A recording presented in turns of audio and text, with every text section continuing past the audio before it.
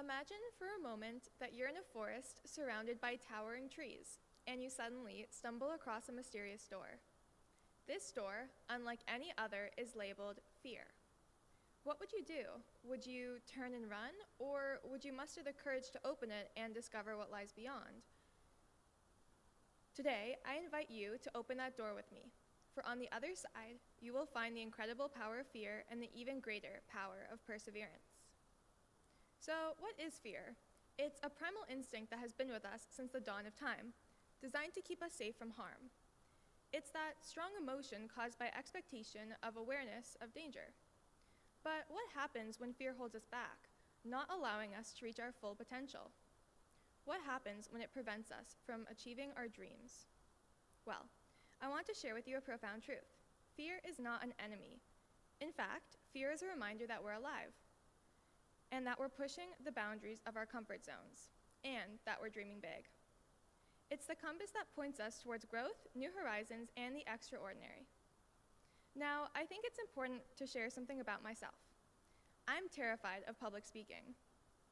Some people here have probably seen me stumble over my words in presentations, or when I have to answer a question in class. Others of you have seen me go through 15-minute presentations without notes and be absolutely fine. Through this, I want to tell you that our fears don't define us, as cliche as it sounds. I'm scared of speaking in front of a crowd, but I'm still standing here, sharing it with all of you. Now, I'm sure some of you have thought to yourself at some point since I started speaking, I have no fears. This doesn't apply to me. And for those of you thinking that, that's great, good for you. But I'm gonna be honest, I don't believe you. And here's why. Everyone has a different definition of what fear is. It could be what terrifies you the most, or the anxious worry over every small thing that could happen. I'll tell you about one of my friends. So early into our friendship recently, they said they had no fears, at least no substantial ones. And that caught me very off guard, because who isn't scared of something? Through these conversations, I shared several things I don't like that scared me. And in response, they said, yeah, well, I'm not scared of alligators. I just prefer not to interact with them, so that doesn't count. And I had never considered that to be a valid response. I always thought that fears had to be something you were trembling over. I never thought to disqualify them based on how common they are. But nevertheless, that shows how everyone has a different definition of fear. Now, I'm gonna share a little story about myself. So I lived in Dubai for a couple years when I was younger. And when I joined my new school, I had learned that they had a few mandatory sports days. My reaction when I found out was, yeah, I totally got this, and I was so excited. Until I realized that there was a swimming competition that everyone had to compete in. That's when I felt my stomach drop. Don't get me wrong, I like swimming, in the pool or in the ocean, but I wouldn't say I liked actual swimming. It felt like I would be voluntarily drowning myself. For those of you asking why that is, I don't know, genuinely. But the thought of having to swim lengths in a pool in front of a bunch of teachers, parents, and the rest of the grade was mortifying. Truthfully, I was gonna try and get out of it, but being a responsible student, I didn't want to miss it. Not that my parents would have let me anyways. So I walked up to the pool when my name was called, and even though the whole experience was a bit of a blur, I remember I was visibly shaking. I felt numb and my mind was racing. It's almost like when you're walking down a hallway and you forget how to walk when everyone stares at you. But then, the next thing I knew, I was in the pool swimming. The entire time, I told myself, get to the end so you can get out, return to your seat, and act like this never happened. When I finished the laps, I remember ripping off my goggles and trying not to cough up all the water I just swallowed. Now, my eyes went straight to where the parents were sitting on the bleachers. It took me a few seconds, but once I saw my parents' faces, I saw their smiles, and I was beyond confused. I had done something I was sure I was awful at. But there they were cheering for me, along with my friends. Then I realized I did something that terrified me, and it felt great as much as I hated to admit it.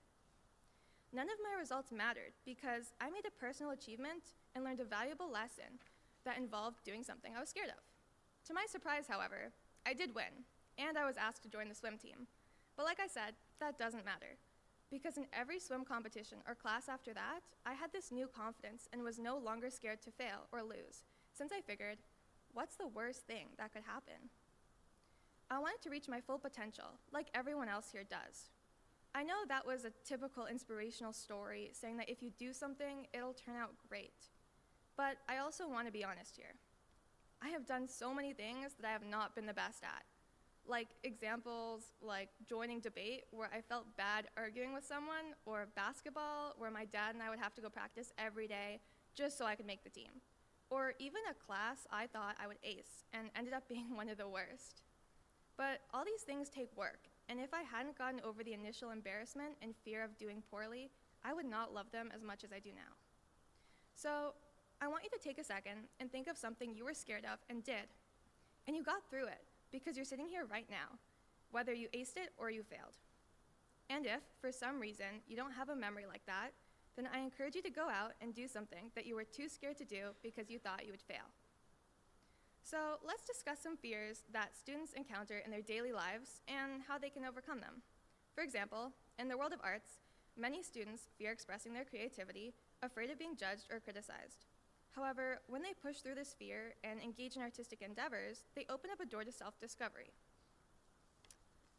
Similarly, in academics, students often fear challenging subjects or difficult exams, avoiding them to avoid failure.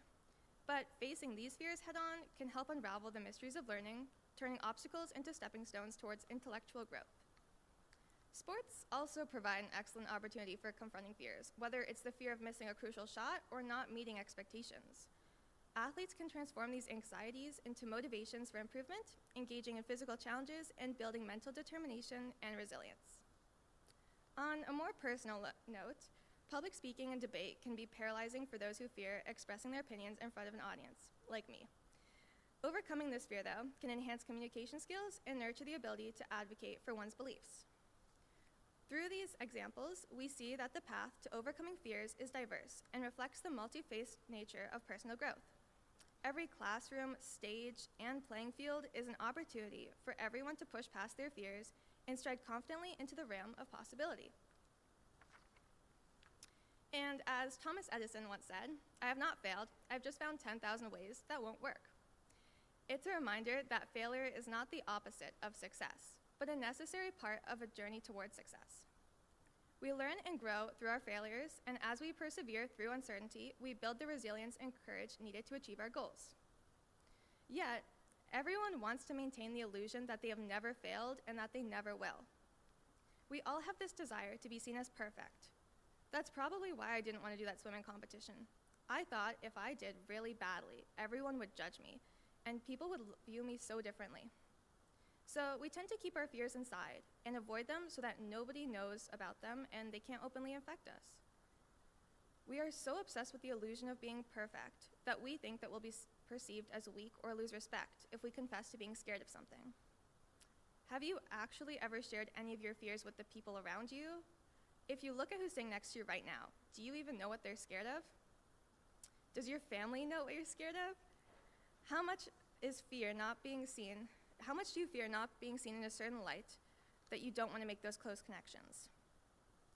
I know it can be challenging to share our concerns with others, but acknowledging them is much braver than hiding them. Now, don't get me wrong, I'm not suggesting that you start telling everyone every little detail about yourself. But my main message is that if you talk to people about it, then you'll find others who feel the same way. You can see people nervous about the upcoming test or unsure if they'll win their next sports game. And regardless of whether it's your best friend or someone you've never talked to, I encourage you to be open-minded and speak to them about it. Now, the main takeaway here is that fear is not the adversary in a tale of our lives. It's a plot twist propelling us forward. And if you need an excuse to do something you're scared of, just do it for the plot. Acknowledge your fears, embrace them, and wield them as catalysts for personal and collective growth. As we stand on the threshold of this metaphorical forest, let's fearlessly open the door labeled fear. Beyond it, we'll discover the strength to face challenges, the resilience to overcome setbacks, and the courage to lead our most amazing lives. So let's venture into this forest of uncertainties, armed with the knowledge that on the other side we'll unveil our fears and the incredible power within us. Thank you, and I hope your journey is adorned with triumphs and unparalleled success. Now please join me in singing number 26 in the Red Book.